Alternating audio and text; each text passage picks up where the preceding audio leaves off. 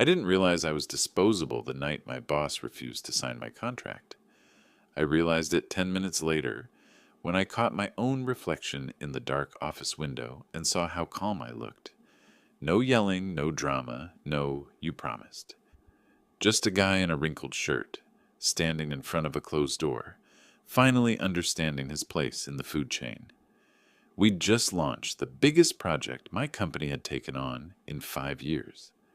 6 months of my life poured into a logistics platform that stitched together warehouses, drivers, inventory, billing, all the boring stuff nobody notices until it breaks. I was the contractor brought in to own it end to end. Their words, not mine. When they hired me, it wasn't some vague handshake either. "Get this live on time," my boss Eric had said, and I'm pushing for a full-time contract.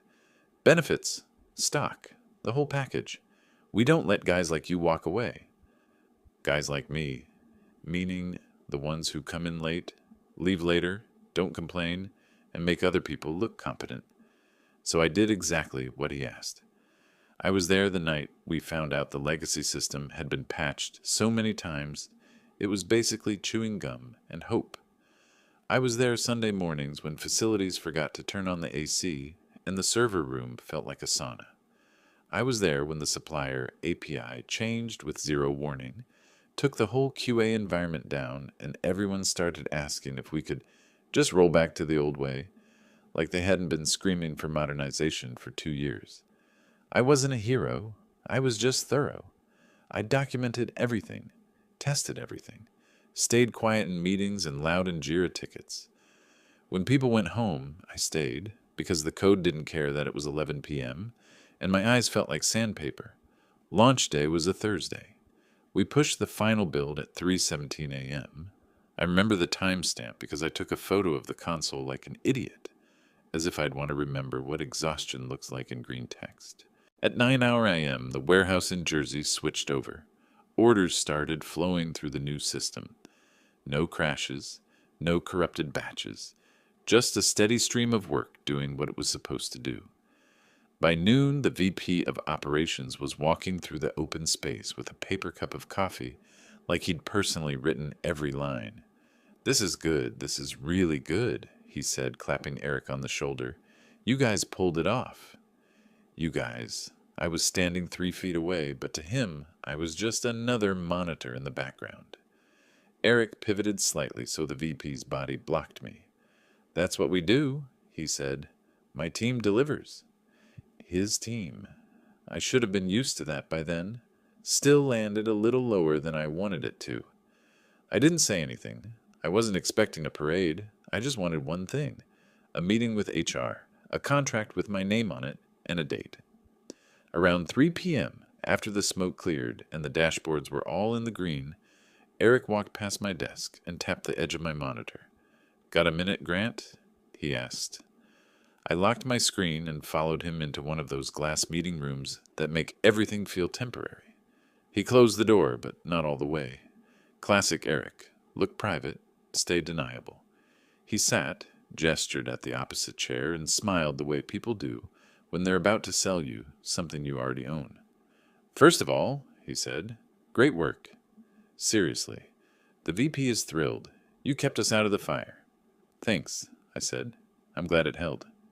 "It did more than hold. It sings." He leaned back. "So, about that contract." Those were the words I'd been replaying in my head for months. About that contract. In my version, HR walks in with a folder, and I try my best not to grin like a teenager. In his version, there was no folder. "Yeah," I said.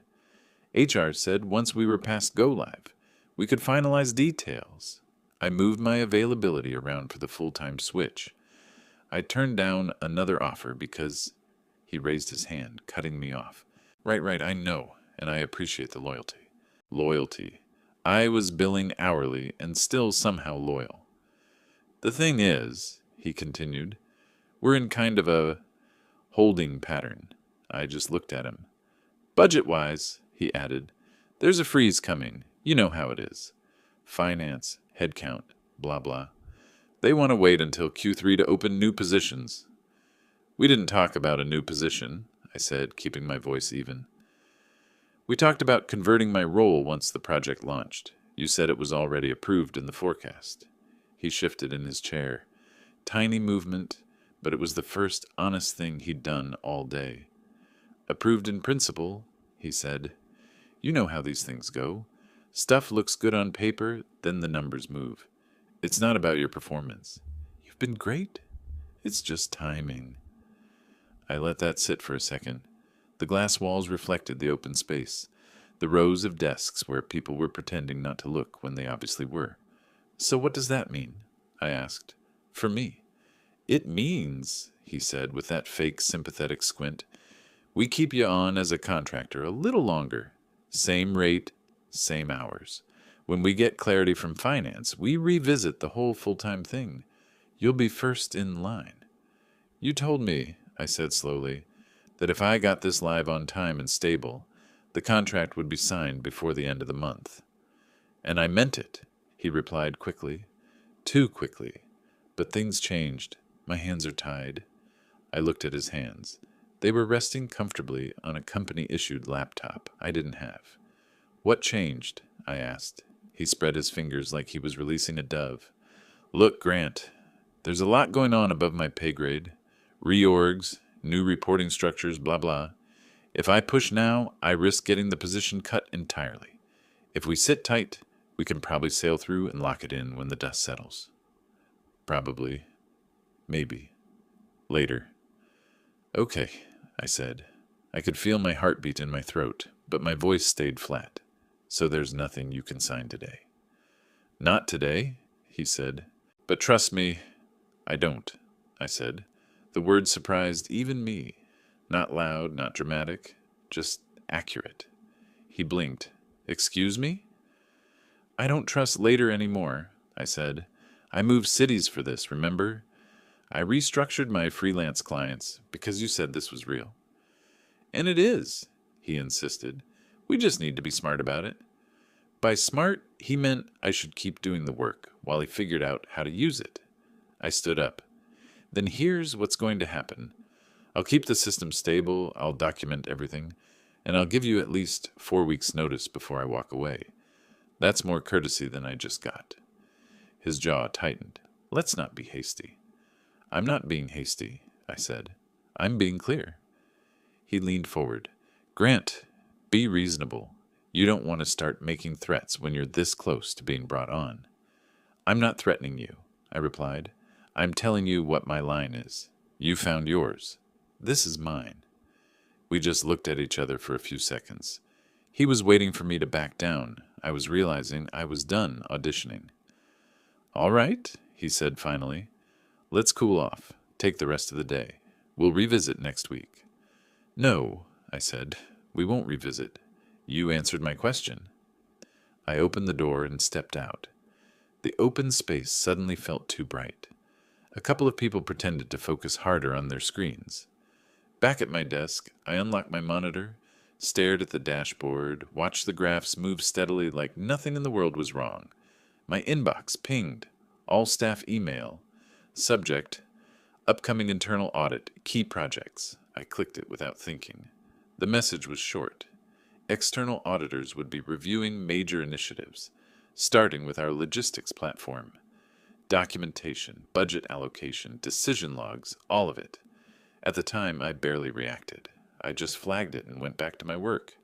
I thought it was going to be another round of boring questions and pointless forms. I had no idea it was the one thing my boss couldn't afford. The email about the internal audit didn't bother me at first. I'd lived through audits before. A week of clarifying emails, a few meetings with someone who talks in bullet points, and then everyone moves on like nothing happened. But that was before I understood what Eric had been doing behind the scenes. 2 days after the announcement, he started acting like someone was tightening a rope around his ribs. He hovered behind people's desks longer than usual, reread old Slack threads, asked questions he already knew the answers to, and he kept glancing at me. Not directly, just enough to check the temperature. I didn't change anything. I came in at 9, I fixed what broke, and I clocked out when my work was done. Calm, predictable. The kind of calm that makes someone who's been lying start to wonder if you already know. On Wednesday afternoon, he stopped by my desk with a clipboard. Who even uses clipboards anymore? "Grant, got a sec?" he asked. I minimized my window and followed him into an empty conference room. This time he shut the door completely. No deniability. He sat down and folded his hands like a school principal. "So," he began, "audit's next week. They're starting with our project."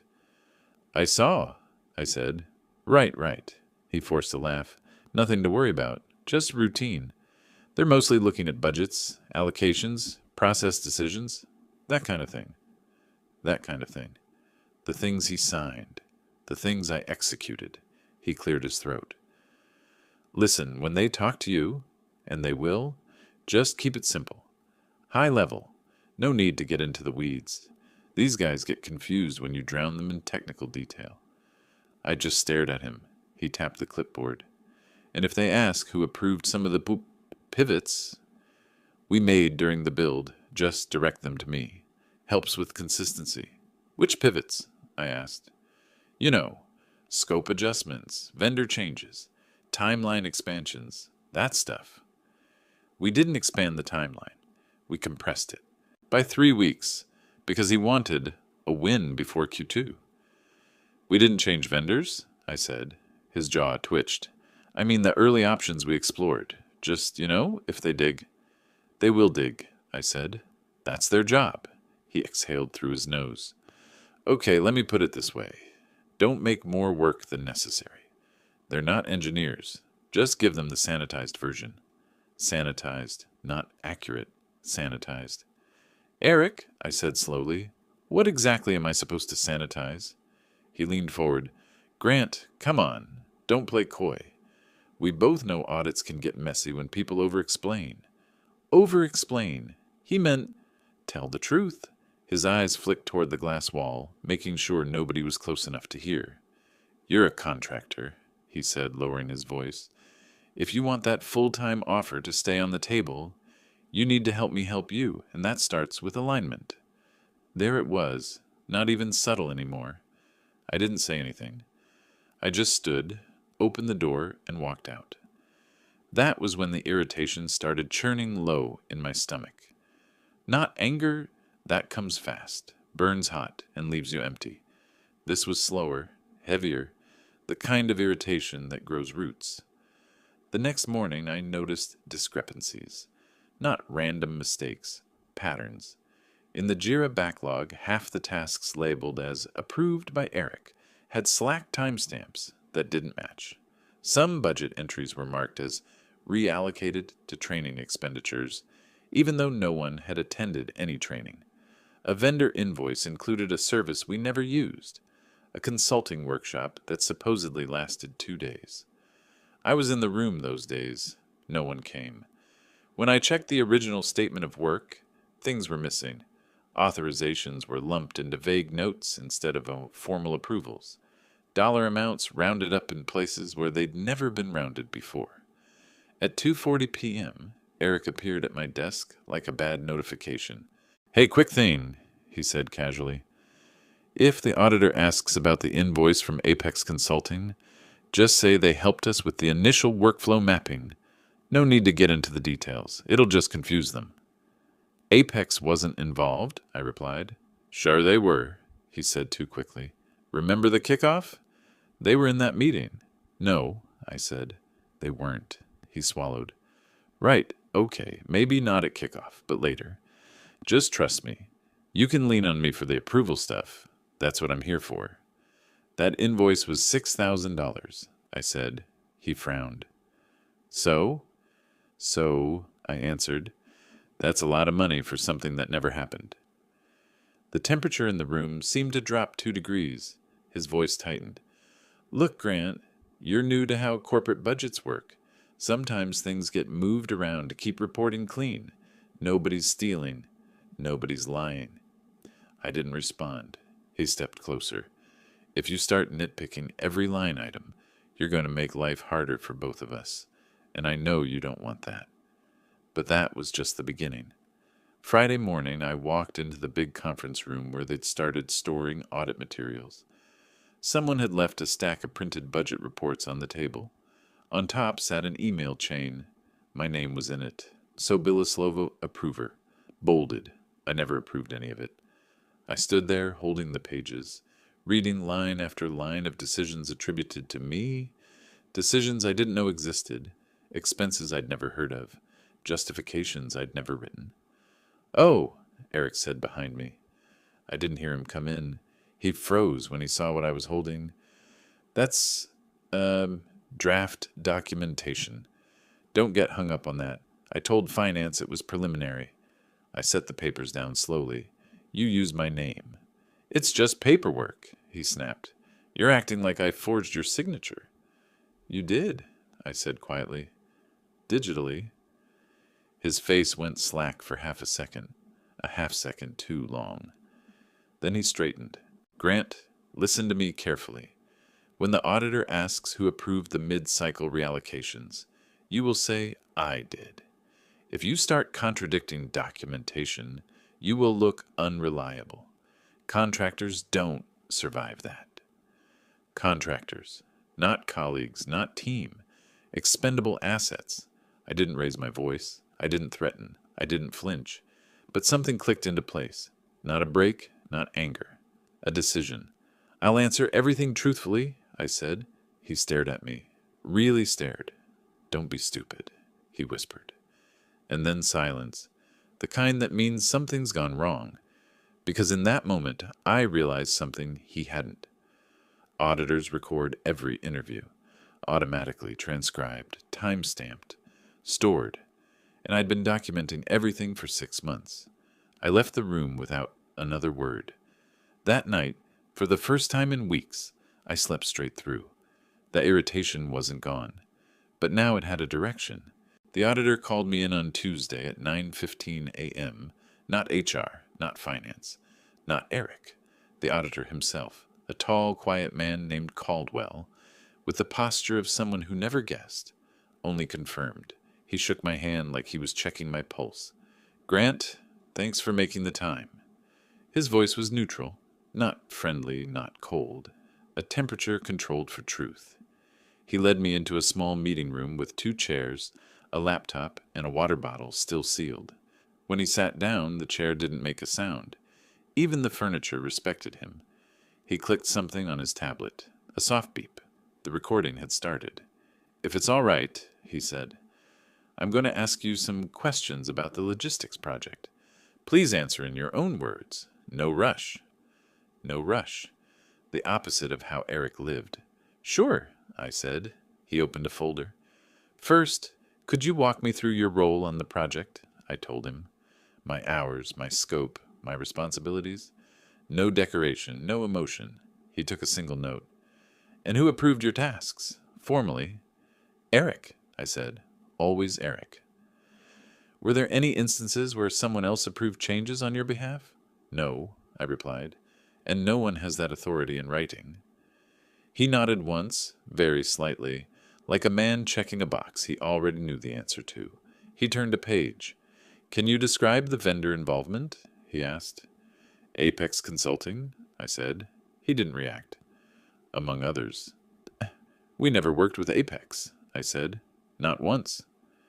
Another tiny nod. "Understood." He tapped his tablet. "And did you authorize any reallocation of budget funds?" "No." "Did you participate in any training funded by the project budget?" "No." "Did you approve any training for others?" "No." "Did you attend or lead any workflow mapping sessions billed to Apex?" "No."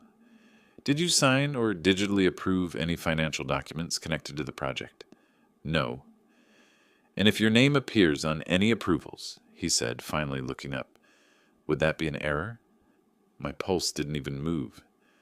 "It would be fraud," I said, "not error." He held eye contact for a second longer than necessary. Then he clicked to the next page. "Can you explain," he asked, "why several invoices list you as the internal authorizer, despite your statement just now?" "Because I didn't authorize anything," I said. "Someone used my name." He didn't blink. "Do you know who?" I have a strong suspicion, I answered, but I'll stick to facts. That's fine, he said calmly. Facts will surface on their own. He asked about timelines, system changes, feature freezes, every detail of the build. I answered clearly, carefully, but without hiding anything. When he reached the last page, he closed the folder and paused. Last question, he said. Was there ever a moment when you felt pressured to align your answers to someone else's version of events? I didn't even have to think. Yes. By whom? Eric. How? Verbally. He told me to keep things simple, stay consistent, and direct questions to him. He asked me not to contradict any financial documentation. Caldwell let the silence stretch, not uncomfortable. Deliberate. And did you agree to that? He finally asked. No, I said. Another soft beep. He tapped the tablet. Thank you, Grant. That concludes the first interview. First, meaning not the last. I stood up, expecting him to walk me out. He didn't. Eric is next, he said. Not loud, not threatening, just a statement of fact that felt like a trigger being pulled. I stepped into the hallway just as Eric arrived. He froze when he saw me. Really froze. His smile appeared half a second later, too late to matter. How'd it go? He asked lightly. Truthfully, I said. His eyelid twitched. Good. Good. He walked past me, straightened his shirt, and stepped into the room. The door shut, and then a long pause. No voices, no sounds, just quiet. The kind of quiet that means something is being dismantled, slowly, piece by piece. 10 minutes passed, then 12, then 15. At minute 18, someone from HR walked quickly down the hallway and slipped into the room without knocking. At minute 24, the door opened. Eric stepped out. His face looked like he'd bitten aluminum, a raw, electric kind of pale. He didn't look at me, didn't look at anyone. He just walked to his office, closed the door, and turned off the light. Nobody had ever seen him turn off the light. By noon, his calendar status changed to out of office, unexpected. By 1, his Slack icon went gray. By 3, HR asked the engineering team to forward any Eric-related documentation to the audit channel. The building felt different, not chaotic, just shifting. That evening, I stayed a little late. Not working, just finishing documentation I'd been meaning to clean up. Around 6:40, when most of the office had emptied, my phone buzzed. Unknown number. I let it ring. Buzz, buzz, buzz. Another call, then a text. We need to talk now. I didn't reply. Another text. Don't do this. You have no idea how this will look. Then, Grant, pick up, please. I turned the phone face down, and for the first time in months, I felt something like oxygen expanding in my chest. They thought I was gone. I wasn't. I was finally standing where I should have stood all along. And the next morning, the real fallout began. By Wednesday morning, Eric's name was gone from every meeting invite. Not crossed out. Removed, like he'd never existed. People pretended not to notice. That's how offices grieve. Quietly, efficiently, without eye contact. But everyone knew something had snapped in a place you couldn't tape back together. By noon, Caldwell, the auditor, asked me to step into a different room.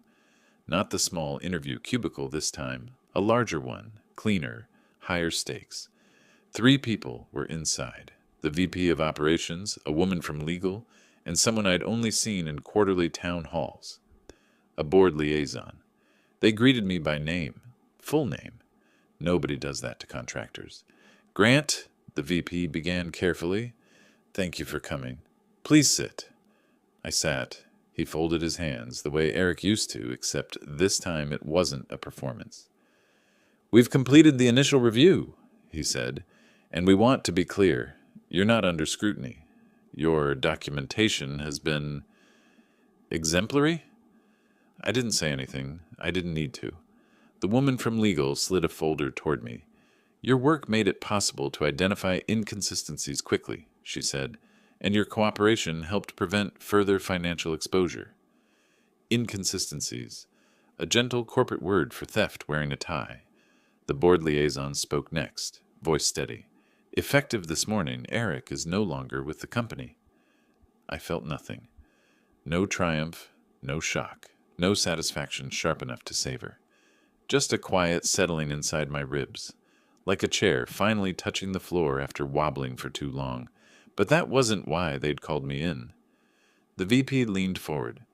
We'd like to extend you a full-time offer, he said, directly. No middle management in between. Directly. Meaning above the mess, above the games. He continued. Same compensation we discussed months ago, plus a signing adjustment for the circumstances. You'd report to me until we restructure the department. The room waited.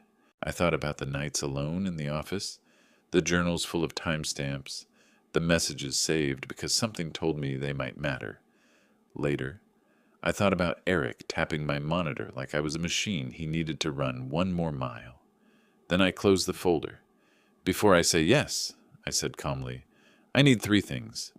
The woman from legal lifted her pen. First, I said, I want everything in writing. No verbal promises, no let's revisit later. Of course, she replied. Second, I continued, I choose my own reporting structure. No one with Eric's management style. No one who sees people as replaceable. They exchanged looks, not defensive ones, respectful. Fair, the VP said. And third, I finished, I set the boundaries of my workload. I don't want to be the catch-all fixer who carries the entire department alone. That's more than reasonable, the liaison said. They didn't negotiate. Didn't counter. Didn't hesitate. Because they needed someone who didn't lie when it mattered. Then I'll accept, I said. And that was it. Not fireworks. Not applause. A clean decision, signed on clean paper. When I left the building later that day, the sky was a quiet shade of blue. The kind that doesn't demand your attention, it just exists. Outside, the air felt different, lighter. My phone buzzed once, a number I didn't recognize. Probably Eric, I thought. One last attempt to drag me into his gravity. I blocked it without opening the message. Some losses don't need to be read. The next week, Caldwell wrapped up the final audit summary. Word spread quietly. Misallocated funds, unauthorized approvals, improper documentation, no criminal charges, not yet, but enough to end a career. They didn't make an announcement. They didn't send a farewell email. They didn't plan a goodbye lunch. He was simply gone. And the project I'd built, the one he'd tried to claim, manipulate, and hide behind, was now on my desk, under my terms. One morning I walked into the office and found a new badge waiting on my keyboard, my name, my title, my department. No conditions attached. I clipped it on, sat down, and opened the system logs like it was any other day. But it wasn't. It was the first day of a life that actually belonged to me. People like to say karma takes time. Sometimes it doesn't. Sometimes it just needs a microphone, a quiet room, and a man willing to tell the truth while someone else can't. Eric taught me one thing, the hard way. When someone uses you, they expect you to stay quiet. But when the auditor walks in, silence stops being loyalty. Silence becomes evidence. And in the end, I didn't ruin him. He wrote every line himself. I just stopped, holding the pen.